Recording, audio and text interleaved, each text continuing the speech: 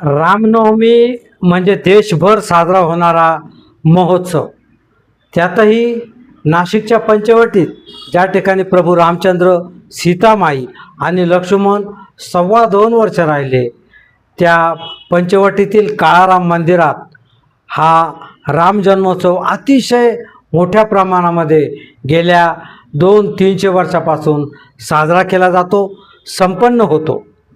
अगदी गुढीपाडव्यापासूनच हा सण या ठिकाणी सुरू होतो आणि पुढचे 15 दिवस हा राम जन्मोत्सवाचा सोहळा नाशिकला संपन्न होत असतो.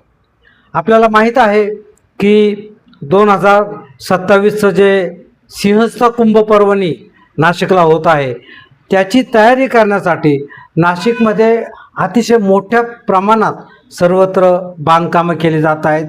पंचवटीचा आणि काळाराम मंदिराचाही याला अपवाद नाही.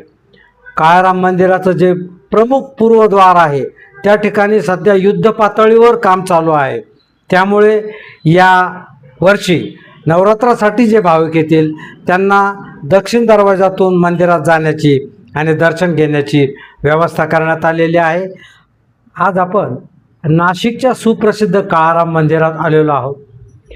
या ठिकाणी 12 जानेवारी 2024 रोजी भारताचे पंतप्रधान नरेंद्रजी मोदी आलेले होते.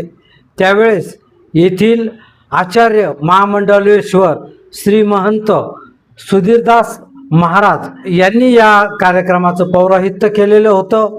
आज आचार्य महामंडलेश्वर श्री महंत सुधीरदास महाराज आपल्याला राम मंदिरामध्ये उपलब्ध झालेले आहेत आणि ते आपल्याला नाशिकला साजरा होणारा जो राम जन्मोत्सव सोहळा आहे त्याविषयीची सविस्तर माहिती देत आहेत.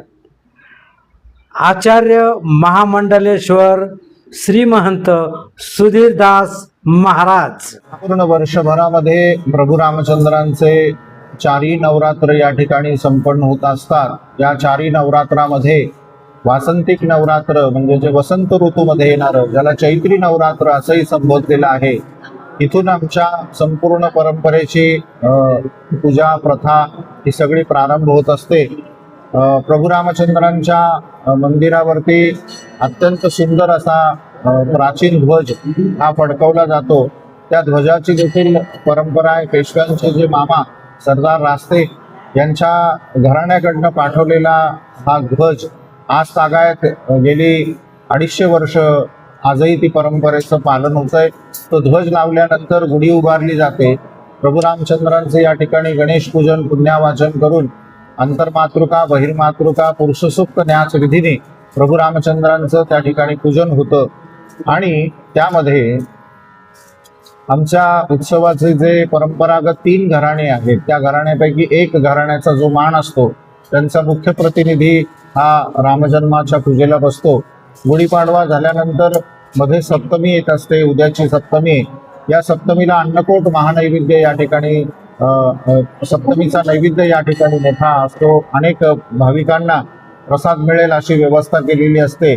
आणि त्यानंतर रामनवमी येऊ पुन्हा रामजन्म या ठिकाणी साजरा होतो. दुपारी 12 वाजता प्रभू रामचंद्रांचा रामजन्म होतो. त्यावेळेला श्रीखंड, खडीसाखर याचा सगळा प्रसाद देऊन भाविकांना प्रसाद देण्याची व्यवस्था त्या ठिकाणी केली जाते.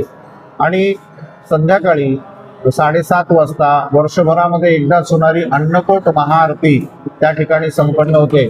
या अन्नकोटाचं वैशिष्ट्य असं आहे की आमची जी पुजारी घराणी आहेत, या पुजारी घराण्याच्या सर्व स्त्रिया, आपण जसं दिवाळीला फराळाचं सगळं करतो तसं लाडू, चकल्यापासून शेव, संपूर्ण साधारणतः 251 ताटं ही रामरायाच्या पुढे ठेवली जातात. आणि त्याचा नैवेद्य दाखवून अन्नकोट महानैवेद्य या ठिकाणी संपन्न होतो. रामरायाचं दर्शन रात्री 12 वाजेपर्यंत उघडं असतं. त्यानंतर येणारी जी एकादशी असते तिला कामदा एकादशी संबोधलंय. नाशिकचा सर्वात मोठा महोत्सव हा प्रभू रामचंद्रांचा म्हणजे काळाराम मंदिराची जी रथयात्रा आहे ही सिंहस्थ पर्वणी महाकुंभाच्या तोडीस तोड असलेली एक अत्यंत मोठी अशी प्राचीन धार्मिक परंपरा आहे. गरुड रथ, रामरथ, रामरायाची पालखी पहिल्यांदा या ठिकाणी प्रभू रामचंद्रांची आरती होते. मानाचा फेटा हा उत्सवाच्या मुख्य मूर्तींना नेचवला जातो आणि राममूर्तींना घेऊन एक प्रदक्षिणा त्या ठिकाणी होते. आणि चांदीच्या पालखीमध्ये देव ठेवले जातात. इथे अत्यंत मोठ्या प्रमाणावरती ढोल, ताशे, नगारे, सनई, चौघडा, विविध प्रकारची पारंपरिक वाद्य या माध्यमातून प्रभू रामचंद्रांचं पूजन होऊन सर्वात प्रथम प्रभू रामचंद्र आणि रामरायाच्या चांदीच्या पादुका ह्या गरुड रथामध्ये बसतात. त्याच्यानंतर गरुड रथ ओढला जातो. एक 40 फुटावरती रामाचा रथ उभा असतो. पुन्हा आरती होते आणि रामाच्या मूर्ती ह्या रामरथात ठेवल्या जातात.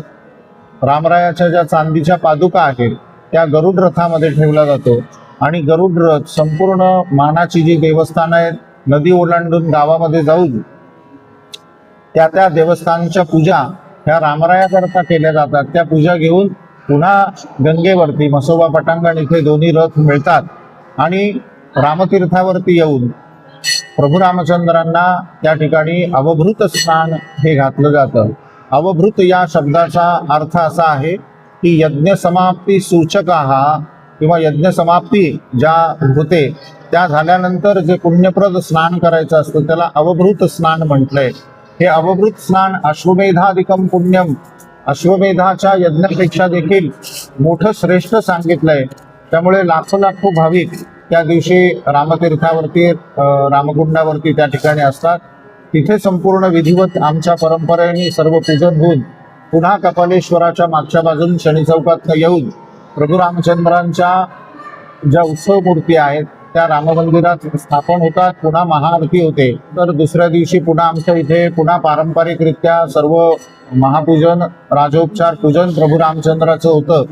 संध्याकाळी नाशिकमधील सर्व नामवंत ब्रह्मवृंद येऊन या ठिकाणी यजुर्वेदाचं, ऋग्वेदाचं ज्या ज्या शाखेचे ब्राह्मण आहेत ते येऊन या ठिकाणी वेदपाठ हा 4 वेदांचा या ठिकाणी होतो.